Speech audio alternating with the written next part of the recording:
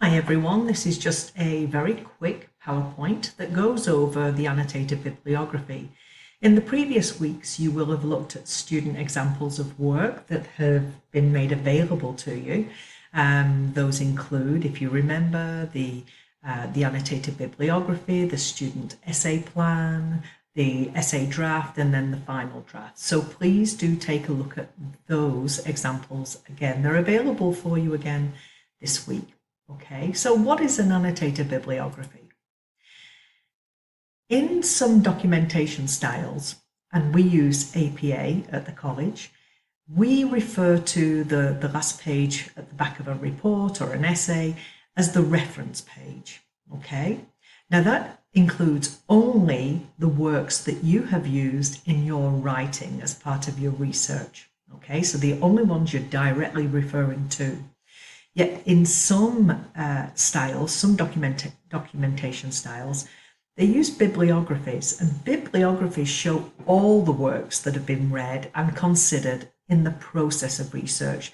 And I believe that Chicago style uses a bibliography style. We do not. So you are only going to put on the reference page of your essay the works that you have cited directly. Okay, if you read something and you didn't want to use it, you're not going to include it. So an annotated bibliography, well, what is it? Well, essentially, it's a critical search of research sources related to your research. Okay, a critical search. That means that you've looked at the span of information available to you, or most of it that's relevant to your research paper. And your critical survey is to look at each source and for its credibility and for its suitability, and you're making a judgment call as to whether it's useful.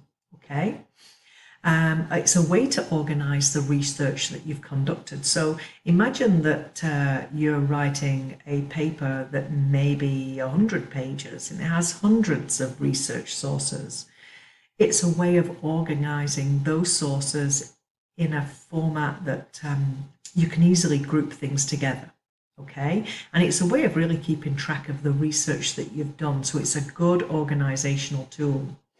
It's also a way to demonstrate that you've read and understood the content. So like I say, if you're reading many sources and you read through, and sometimes it's easy to forget or to become confused, it's a way to not only organize, but to show that you've read and you've understood what it is that you're reading, and that you can begin to think about applying this to your learning.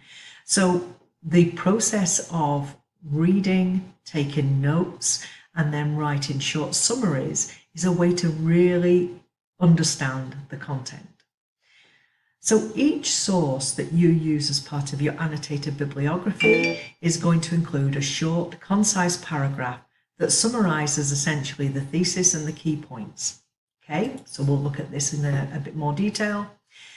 A short and concise appraisal of the article or source that you've read. So short paragraph, and this is very, very short. There's a little bit further on, a bit of detail about structure. You're going to include a full APA reference at the top, above the paragraph that you're referring to. In the opening part of the summary or the paragraph of the source, you're going to include a signal phrase as part of the introductory sentence. You're going to write about really the thesis and the main points. It's just a very, very quick overview, 2 or 3 sentences only. Then you're going to say why you think the source is useful or not to your research. And then you're also going to address whether you believe the source is credible. Okay, so you're applying the credibility, you're applying the summary writing here, you're demonstrating your research skills, and you're demonstrating your APA and your writing skills. So this is a really comprehensive assignment. Okay, so here's an example that I wrote about the Empowered Writer, the textbook that you use for this course. You will notice here that the author's names, the format of them, the date, the Empowered Writer, look at the capitalization here only, and then after words that appear after the first word are not capitalized unless they're their nouns. It's a third edition of a textbook, an Oxford University Press. Notice how this is indented. When we move the reference down to a second line, it is indented. So please check the APA resources that are available to you to look at how to format a reference page. So I came up with the idea that although there are many course texts to choose from for college writing courses, Moran's and Henderson's 2017 text is comprehensive and well laid out for both faculty and student access. So here you can see that there's a signal phrase. I've put the author's names and the year in parentheses here.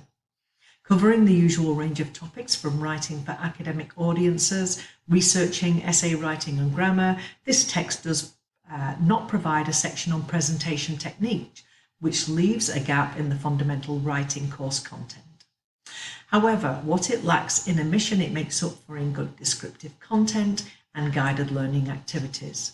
There are content inclusions that speak specifically to Canadian students and their experiences, which is something other course texts do not, being made up of content from the United States. So here, I am really writing about what's the thesis, what is this text about? What are the key pieces that are included? You note that I'm not including detail here. The text would be a useful consideration for a subject on college textbook research, especially given its Canadian focus. Published by Oxford University Press, this is a known and recognised publisher of academic content. Both writers are faculty in Canadian institutions. So here is the credibility and the validity of the source, and also whether I would consider using it as part of research.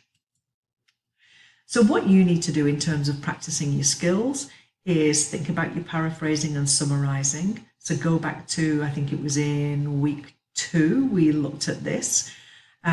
Use APA to write full references at the top of your sources.